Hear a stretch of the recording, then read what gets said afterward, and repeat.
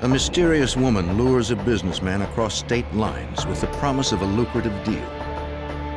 When he vanishes, authorities turn to the FBI for help. Suspicions point to a bitter business rival, but the suspect stonewalls investigators. Agents would use state-of-the-art technology to find friends and lovers who might be willing to reveal the truth.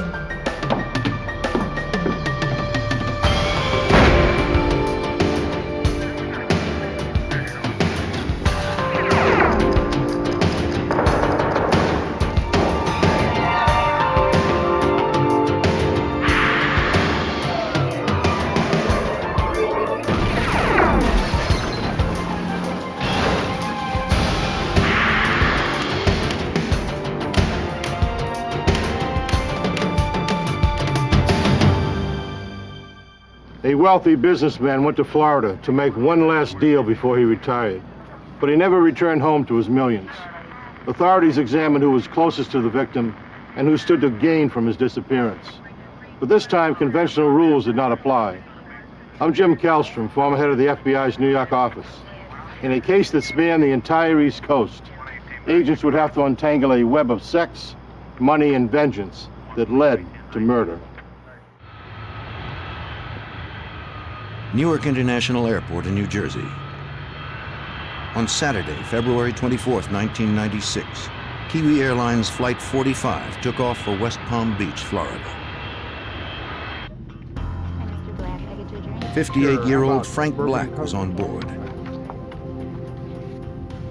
Black owned and operated a successful school bus and transportation company in Andover, New Jersey. Thank you. He had made millions and was on his way to Florida to meet a new industry contact. Black told his family and co-workers he would be home Monday in time for another meeting.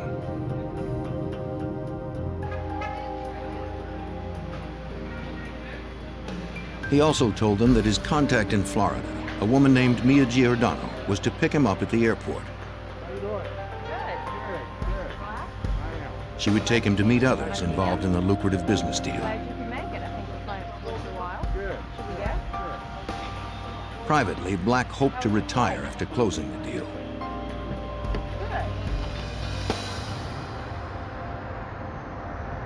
When Black failed to return on Monday, his family contacted the New Jersey State Police.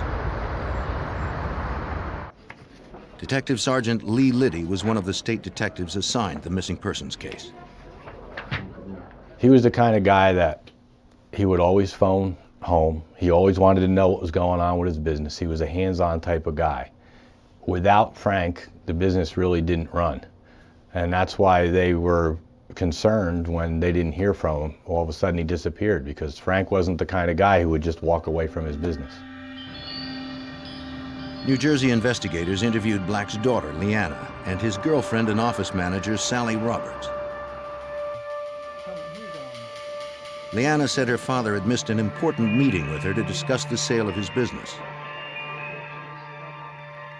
He also had not answered calls to his cell phone. Sally Roberts recalled that the woman from Florida, Mia Giordano, had phoned the office many times recently but never left her number. The Florida woman claimed to represent a company named Valdez Exporting. Giordano provided a description of herself so Black could recognize her at the airport. She said she was 5'1" and blonde.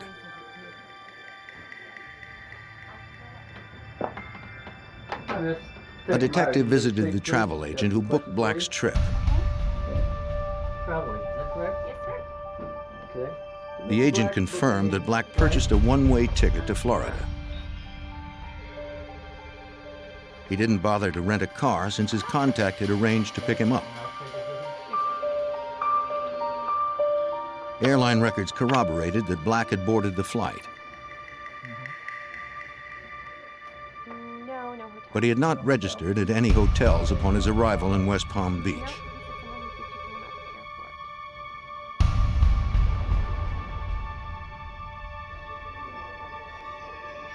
An examination of Black's records revealed that his credit cards had been used after his arrival in Florida. To follow the credit card trail, New Jersey detectives contacted the Fort Pierce office of the Florida Department of Law Enforcement. FDLE Special Agent Michael Driscoll was assigned the case. Frank Black's credit card was used at the Embassy Suites in Riviera Beach between approximately 1 in the morning and 2 in the morning. Okay, now we're talking about from February 24th into February 25th. And then at 4 o'clock in the morning, his credit card, a different credit card, but Frank Black's credit card was used to purchase gas at a gasoline station in North Miami. To investigators, this seemed odd since he hadn't rented a car. The state agent interviewed the employee who had worked on February 25th. When shown a photo of Black, the attendant said he didn't recognize him. The station's pumps all had credit card slots. No one would have had contact with Black or whoever was using his credit card. The employee didn't recall seeing anyone fitting Mia Giordano's description. Driscoll contacted the Florida Secretary of State Corporation Division to get an address for Valdez Exporting, Mia Giordano's company. That looks real good. Okay, catch you later. Bye. He found no such company registered in the state. He also attempted to locate Mia Giordano herself. We did a very extensive search to identify any Mia Giordano in Florida, and we couldn't find any, I believe, any Mia Giordanos in Florida, or any that would even come remotely close. And we checked Florida as well as New Jersey, and with negative results. On March 1st, a detective from the New Jersey State Police traveled to Florida where Frank Black's trail ended. Nobody had heard from Black in 5 days. Detectives now believed the millionaire had met with foul play. Their most likely suspect, a woman calling herself Mia Giordano, was untraceable. Investigators' focus turned to the phone calls Black received on the days leading up to his trip to Florida. We obtained the phone records of Frank Black, which identified phone calls from a residence in Jupiter, and the residence in Jupiter was rented. It was a townhome rented by a girl identified as Lisa Costello. She wasn't blonde, but she was 5'1". Mia Giordano had described herself as being exactly that height. The calls from Lisa Costello matched the times when Mia Giordano allegedly phoned Black to set up the meeting in Florida. Mia Giordano was a fictitious figure. She never existed. And she was supposed to set up the deal with Frank Black. Mia Giordano was actually Lisa Costello. Investigators took Costello's photo to the hotel where Black's credit card had been used on February 25th. The resort was on the Strip at Riviera Beach.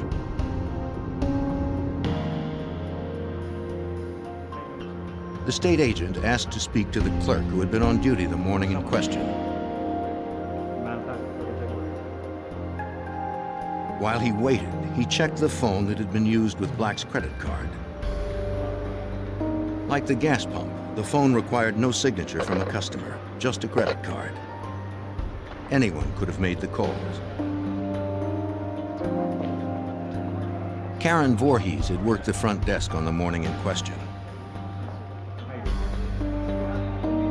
But she did not recognize a photo of Frank Black. She did recall waiting on another customer that morning. At around 2 a.m., a dark-haired woman asked for a room. The hotel was booked, so she used a payphone several times to query other hotels.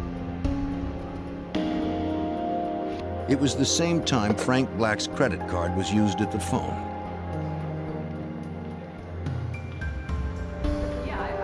Voorhees described the woman as being in her 30s with brown hair and standing a little over 5 feet tall. Driscoll showed Voorhees a photographic lineup of 6 women. There she is, right there. Without hesitation, the clerk picked out Lisa Costello. Lisa Costello was now really the primary suspect. I mean, we did have some evidence on her. That then we checked the car rental agencies by the West Palm Beach airport and found out that Lisa Costello rented a car just shortly before the time that Frank Black's flight arrived. Investigators found the car at the airport rental lot. A subpoena allowed them to impound it for an evidence search by the Florida Department of Law Enforcement.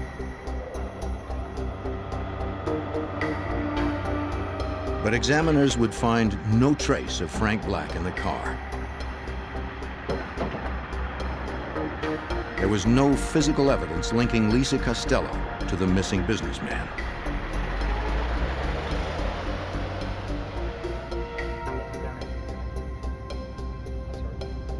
Florida investigators began covert surveillance on Lisa Costello. They followed the suspect for days to establish a routine and determine her contacts.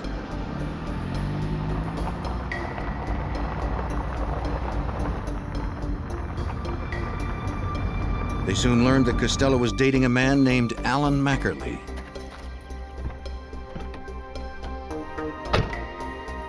Investigators began to tail Mackerley. Like Frank Black, he also owned a bus company in New Jersey, but was now living in Florida.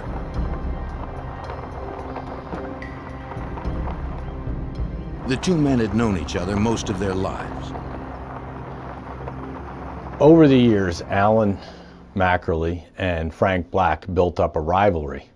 The two bus companies are about 10 miles apart. So even though they each had their own contracts and their own business, they were always vying for the same contracts in the same business.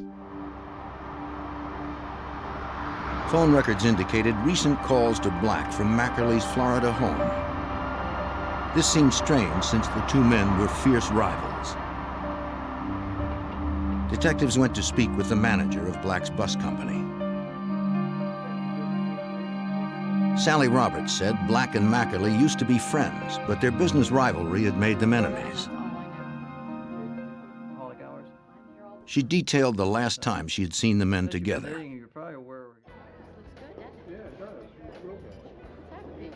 It was at an industry banquet in January of 1996.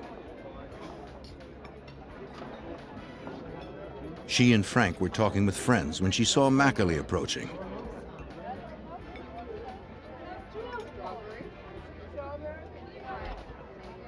Angry that Black had stolen one of his major bus contracts, Mackerley threatened his rival.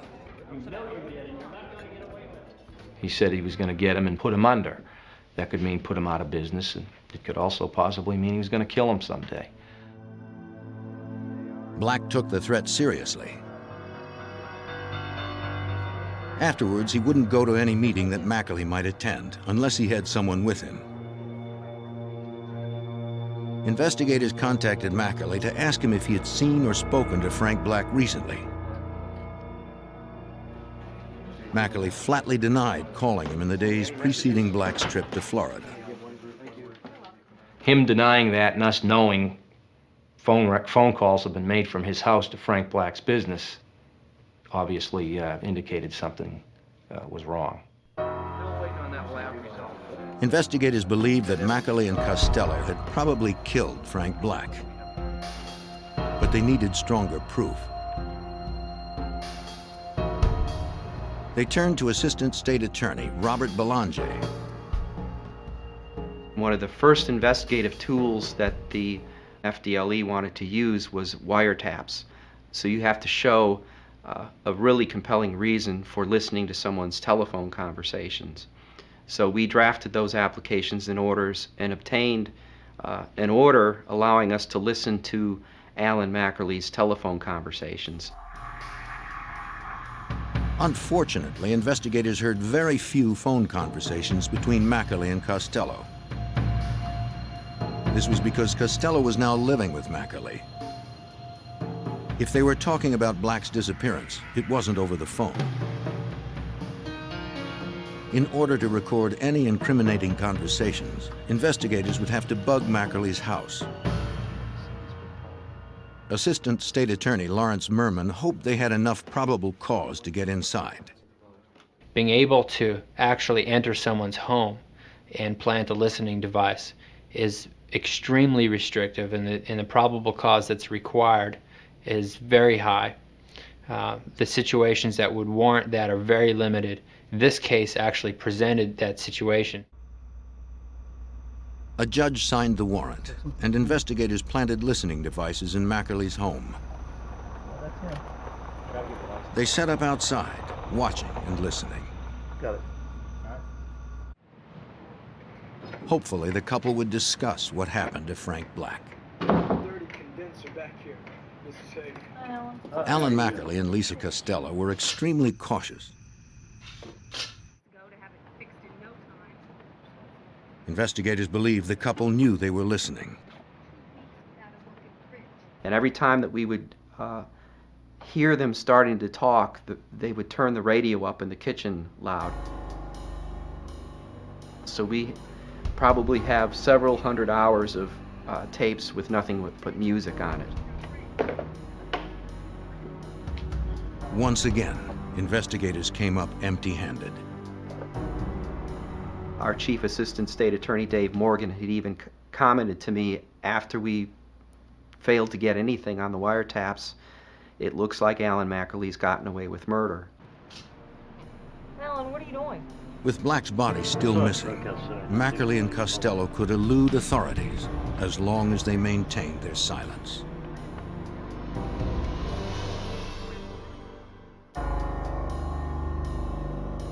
In June of 1996, Florida state agents believed that Alan Mackerley and his girlfriend Lisa Costello had murdered 58-year-old millionaire Frank Black. But investigators had little evidence against the couple, and Black's body was still missing.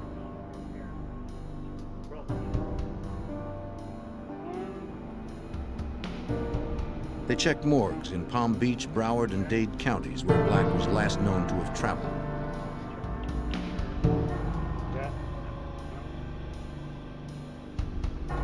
There were no unidentified bodies matching Frank Black's description.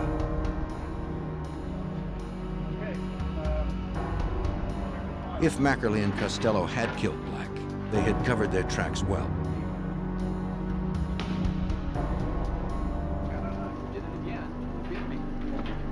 Florida Department of Law Enforcement Special Agent Michael Driscoll expressed his frustration to his friend, FBI Special Agent Jay Miller. We used to play racquetball together, and he'd ask me about how this case was going, and I'd tell him, you know, a little bit about it, not a whole lot, and he'd say, well, if you ever need a hand, and I'd be happy to help out. In June of 1996, Special Agent Jay Miller asked to be assigned the case out of the FBI's Fort Pierce resident agency. And even though we were close friends, initially I did not know a lot of the details about Frank Black's disappearance.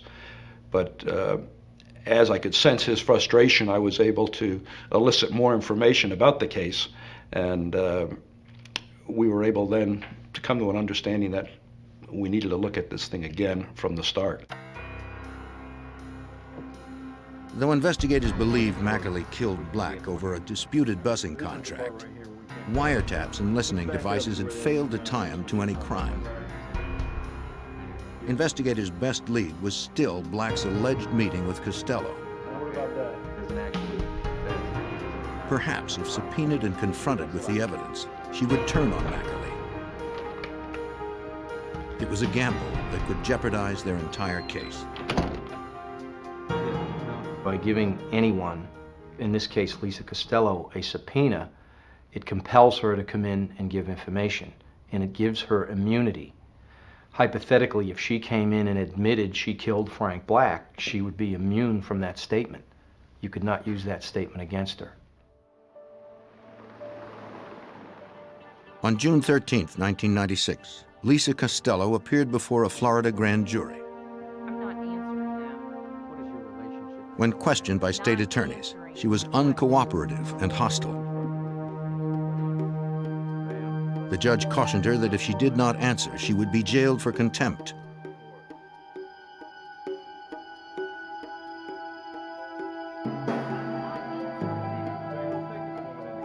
Costello ignored his warnings.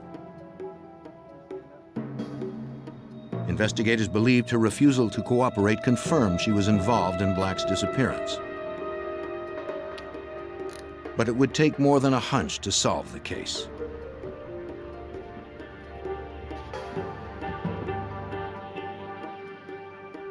The gamble to subpoena Costello backfired. Now that Mackerley's closest ally was sitting behind bars, investigators had no potential witnesses to turn on the suspected murderer. Lacking further leads or physical evidence, the case against Mackerley might never make it to trial. Special Agent Michael Driscoll and his team were determined to keep this from happening. We heard information that, let's just say from a confidential source, that there was a witness who wanted to talk but was concerned about, one, that witness's own involvement, and two, Alan Mackerley's violence. Felt that Alan Mackerley was a violent person and that maybe there'd be retaliation if this unknown and unidentified witness would talk. That witness was Bill Anderson. A former Marine pilot, Anderson was one of Alan Mackerley's closest friends. Agents interviewed him at his home in Florida, just down the street from Mackerley. Anderson had also owned a bus company in New Jersey and had been a commercial pilot after a decade of military service. So now we had two investigators, Driscoll and myself, and a prosecutor, Alanjay, all being Marines, and then the person who we believe could be the key to solving the case, Bill Anderson, being a Marine. And so I think there was some camaraderie right there from the start. Investigators felt that bond would help them develop Anderson as a witness. He told the agents his friendship with Mackerley had been strained recently, but he was reluctant to detail Mackerley's relationship with Frank Black. The agents felt Anderson knew something that could break the case wide open. There was a little hesitancy on his part. We took it easy on him and gave him a little space, gave him the opportunity to do whatever he needed to do, to confer with counsel or whatever. In our minds, we knew that we were talking to the man that had the answers, and he wasn't telling us. The agents met with Anderson on many occasions and slowly won his confidence. They knew he was loyal to his friend Alan Mackerley, but they felt his sense of honor would eventually cause him to turn. Despite Anderson's lingering doubts, agents believed he was ready to talk by early August. They suspected a subpoena would help him justify turning against his friend. In my experience, good, honest, hard-working people that flew fighter jets in the Marine Corps would have a difficult time going under oath before the whole world and God and lying about it. Investigators had to take the chance. Like Costello, if Anderson had any part in the crime, his statements could not be used to prosecute him for murder.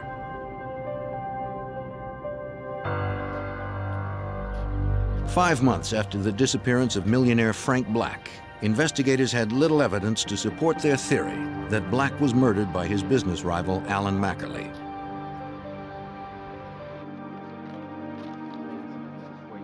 Looking for a fresh lead, investigators subpoenaed Mackerley's close friend, Bill Anderson.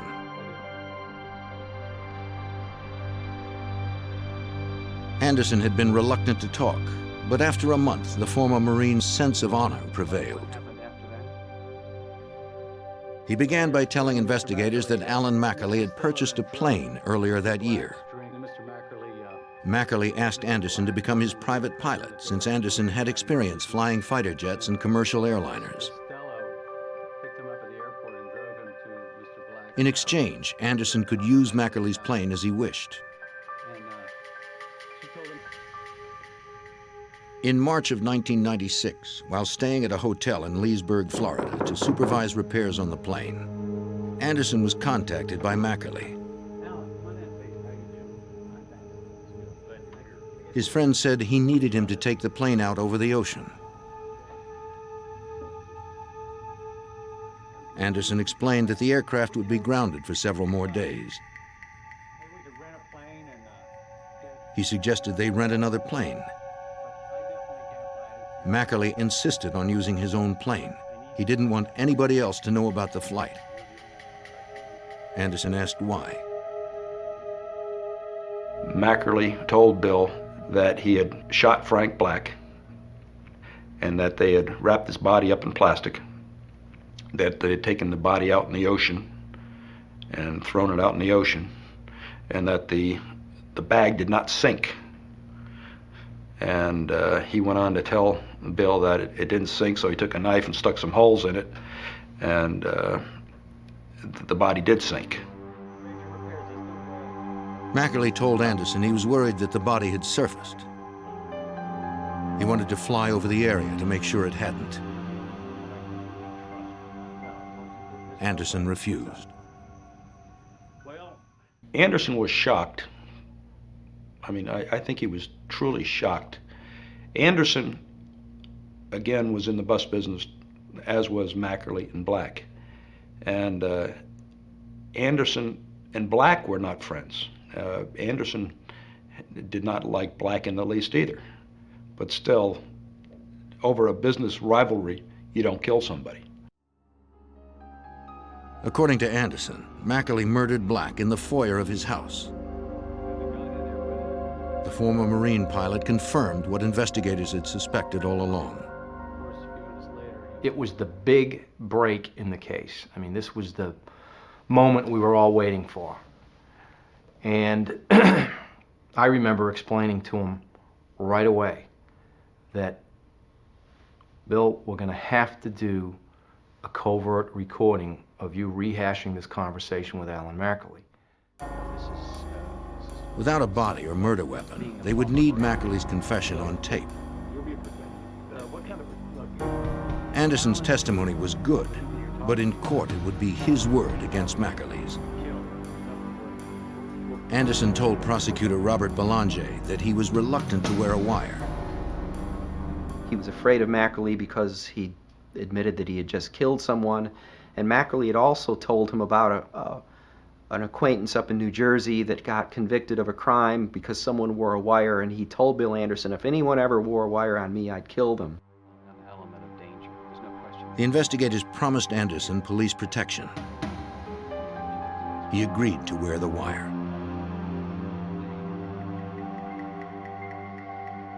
The plan was to lure Mackerley to Anderson's house.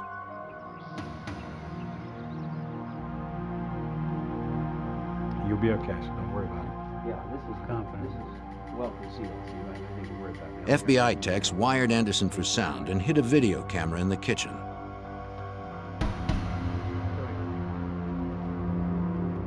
When the equipment was in place, Anderson called Mackerley. I'll be here. He told him he'd been served a subpoena and wanted to talk about what he should do. Mackerley said he would be right over. In case something went wrong, Agent Driscoll would remain hidden in the house to protect Anderson.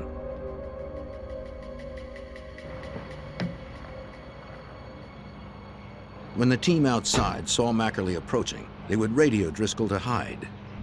Yeah. Well, While waiting, investigators spotted telephone repairmen. Mackerley was paranoid about being bugged. If he saw the workers, he might think they were undercover agents. We knew that if he came to that house and saw these telephone company trucks, that it would have been all over as far as the investigation. Mackerley would be there any minute. The investigators quickly ordered the repairmen to leave. They then concealed the dig site.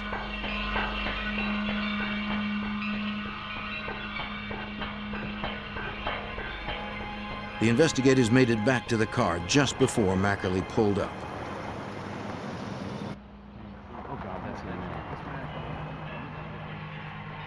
The investigators tried to alert the men in the house, but they received no response. They radioed again. Still nothing.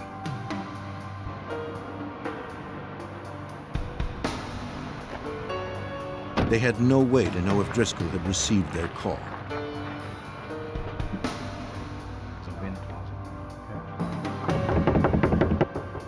He hadn't. The agent had seconds to hide. Alan, come in.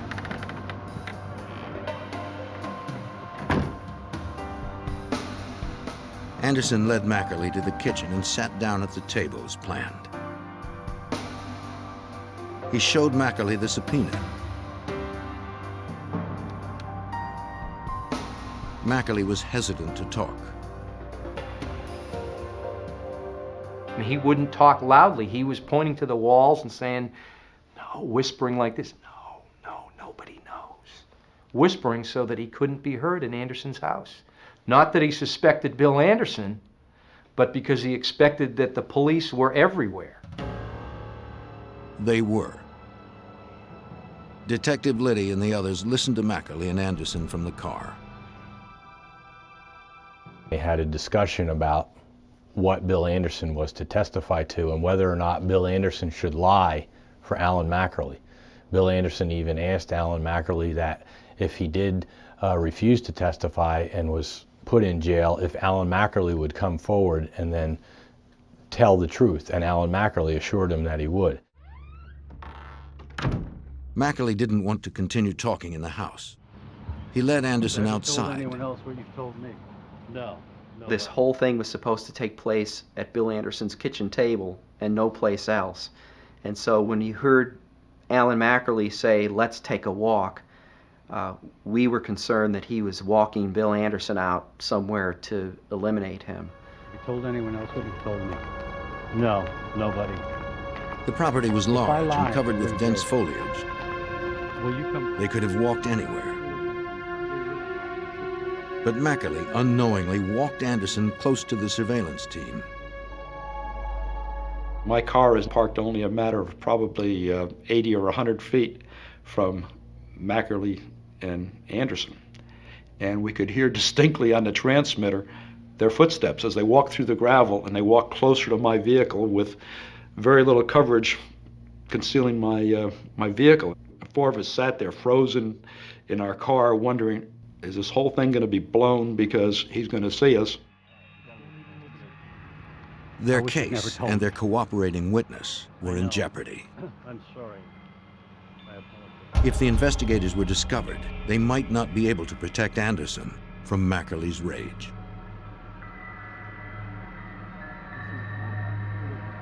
Investigators in Florida watched as cooperating witness Bill Anderson met with murder suspect Alan Mackerley. Anderson was wearing a wire trying to get Mackerley to discuss the murder of Frank Black. New Jersey Detective Lee Liddy feared what Mackerley might do if he caught a glimpse of the nearby investigators. The two of them walked outside, which was very tense for all the investigators involved, because at this point we have no control over what happens, where they go, or what they say. And because they were walking, and because of the pant leg of Bill Anderson rubbing and the movement of the clothes, it was very difficult to pick up conversation. So at that point, we really weren't sure what was happening. Before Mackerley could spot the surveillance team, Anderson steered him away. Investigators now had incriminating statements on tape, but not a direct confession. They needed more.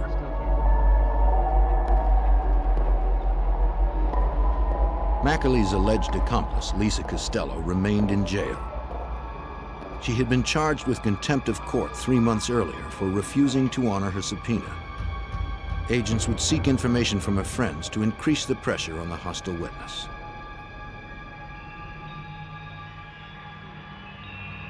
They interviewed Costello's former roommate.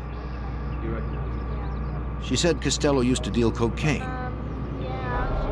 and the sedative Rufinol, which is odorless and tasteless. Depending on the dose, Rufinol can relax a person or render them unconscious. FDLE Special Agent Michael Driscoll believed Costello sedated Frank Black with the drug. We suspected, matter of fact, from day one, that at some point Lisa and Frank Black may have gone to dinner or for drinks, and she was able to do that.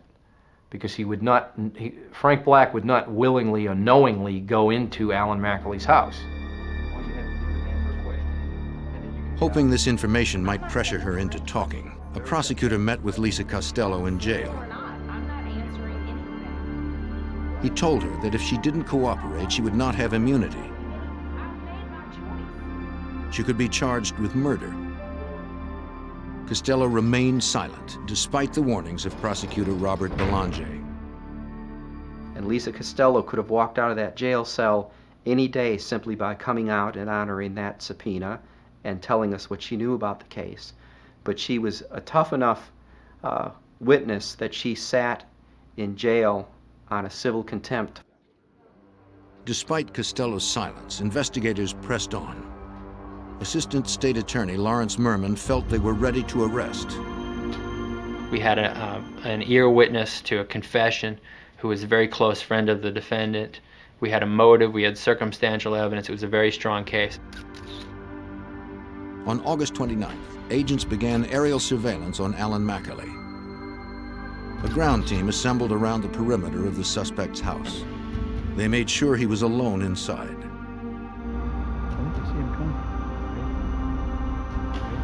That evening, the arrest team positioned themselves by his door.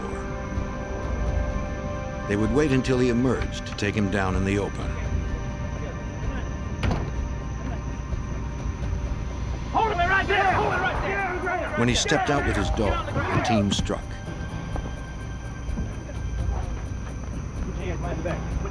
The stunned suspect offered no resistance.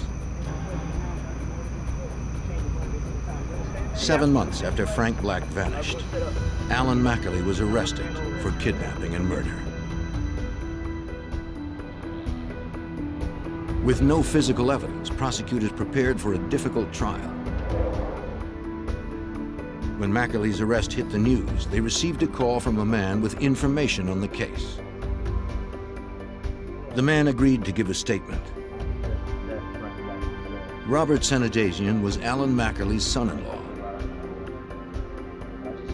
He said that he'd received a call from Mackerley on February 25th, the day after Black arrived in Florida. Mackerley asked him to come over to help him clean his house.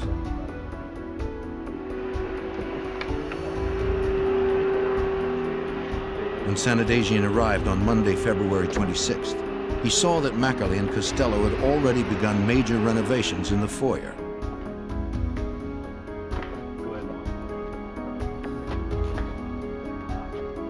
The carpet had been ripped up, and parts of the wall had been removed. Okay, I guess the next thing to do is we need to take this mat. Sanadazian told prosecutor Robert Belanger that Mackerley explained why.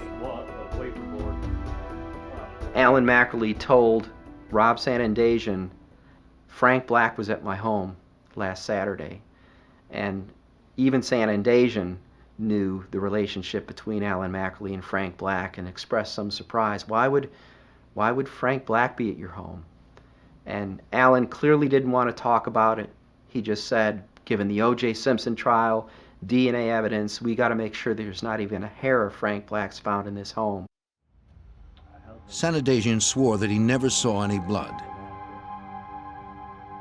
Special Agent Miller asked if Sanadazian had questioned Mackerley about what had happened.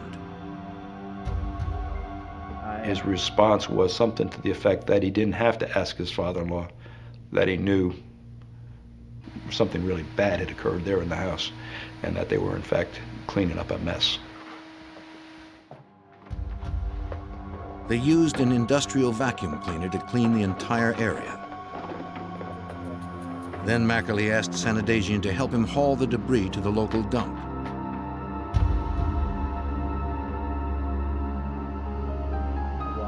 Sanadazian told investigators that he and Mackerley discarded sheetrock carpeting and even the vacuum cleaner in the Martin County landfill.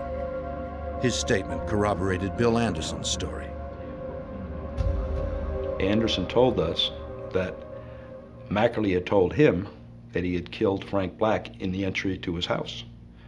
And now we had Sanadazian telling us that immediately after Frank Black's disappearance, he was summoned to that house to do a remodeling job or a makeover of the foyer area right where Anderson states Mackerley said he shot Frank Black. In the middle of August, an evidence recovery team arrived at the landfill. Based on records, investigators were able to determine where the items were likely dumped 6 months earlier on February 26th. The recovery team searched for anything that could be traced back to Mackerley's home. For 3 hot days, investigators scoured a specific area of the landfill. The landfill management was able to determine by the date exactly where it was. And it was in a spot that was actually feasible and possible that we'd find it. So we did that. We got the equipment with the sheriff's office, crime scene and so forth, and we dug it up and we found carpeting that we believed was from Mackley's residence. Investigators found portions of sheetrock and a vacuum cleaner that matched the description Sanitasian had given. They brought the items to the Florida Department of Law Enforcement Forensics Laboratory for analysis. Despite their strong suspicions, lab analysts were unable to conclusively match any of the items to Mackerley's house. Technicians also processed Mackerley's foyer and retrieved traces of what appeared to be blood. Unfortunately, DNA markers found in the samples could not be exclusively matched to Frank Black's DNA. It was another dead end. Investigators still had no physical evidence. Agents pressed on, continuing to build a strong circumstantial case for State Prosecutor Belanger by further corroborating Sanitasian's story about the cleanup. The FBI went to Walmarts and Kmarts and got receipts where Alan Mackerley was buying bleach and Comet and cleaning supplies and trash bags and duct tape and all the tools and implements he needed to clean up a crime scene. Just before trial, investigators received disturbing news. Martin County Jail inmates claimed that Mackerley had hired someone to kill Bill Anderson. Mackerley knew that if he could prevent Anderson from testifying, prosecutors would have to drop their case. Early in 1997, murder suspect Alan Mackerley was held without bond for the murder of Frank Black. While he was behind bars, investigators learned he had ordered the murder of witness Bill Anderson. As of that point, the security for Bill Anderson tremendously increased, and we began making arrangements to have Bill and his wife go into the Federal Witness Protection Program. Mackerley's would-be hitman would not be a reliable witness in court, so attempted murder-for-hire charges against Mackerley were dropped. Alan Mackerley's trial began on January 20th, 1998. Even without the victim's body, Florida State Prosecutor Robert Belanger was confident in the case.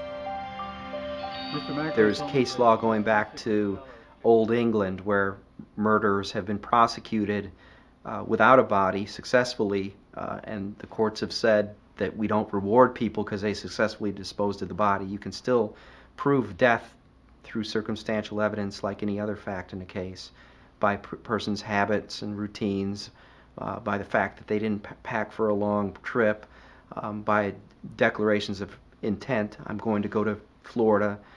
All these things combined demonstrated pretty conclusively that Frank Black was dead. Nevertheless, that is a source of frustration. Mr. Mackerley told me the prosecution's main witness, Bill Anderson, recalled what he knew about Frank Black's murder. Prosecutors filled in the gaps and detailed the events of February 24th, 1996, the last day Black was seen alive. Mackerley's lover, Lisa Costello, picked up Frank Black at the West Palm Beach airport that evening.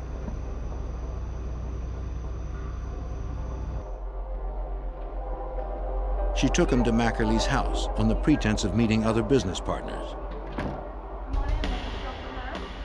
Black was unaware that he had just stepped into the home of his bitter rival.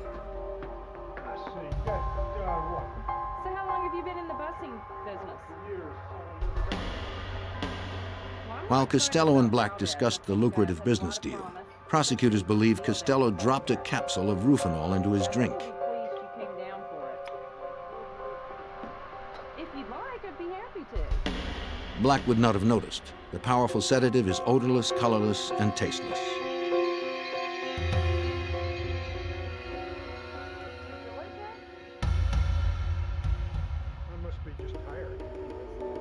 The two talked while Costello waited for the drug to take effect.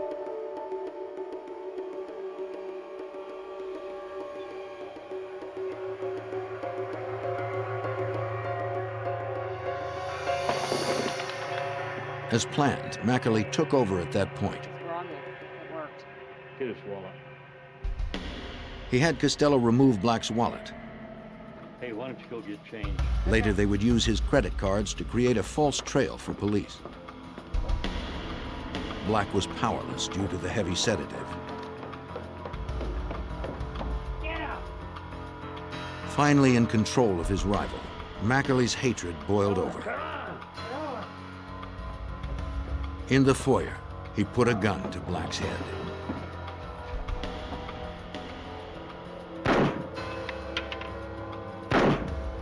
Alan? Alan! Mackerley had to get rid of the evidence. He wrapped the body and murder weapon in plastic.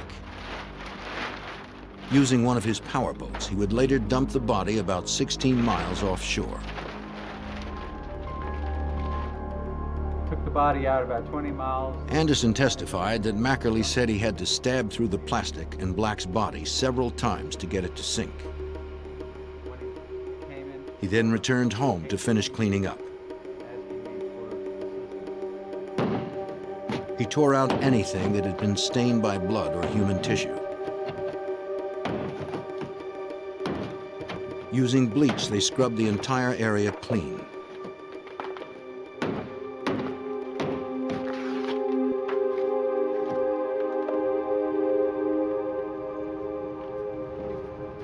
Anderson's testimony was bolstered by powerful circumstantial evidence. Phone calls linking Mackerley and Black, Robert Sanadagian's story of the cleanup, and covert recordings from Anderson's house. Thunder will rise. How do you find the defendant? It was enough to convince the jury. Guilty as charged. On February 4th, 1998, they found Alan Mackerley guilty of kidnapping and murder.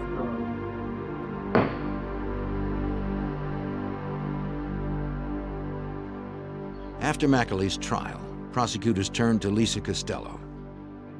When I looked, I saw the dead body. Faced with murder charges, she finally gave a full statement as to the events that led to Frank Black's death. Nobody's gonna believe it. Ultimately, she entered a plea to third-degree murder and false imprisonment, which are lesser included offenses. She was sentenced to 10 years in the Florida State Prison.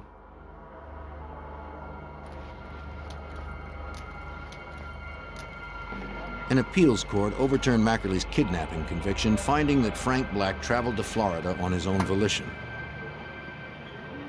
But the murder conviction stood. Alan Mackerley was sentenced to life without the possibility of parole. Although Frank Black's body has not yet been recovered, his killer, Alan Mackerley, will never go free.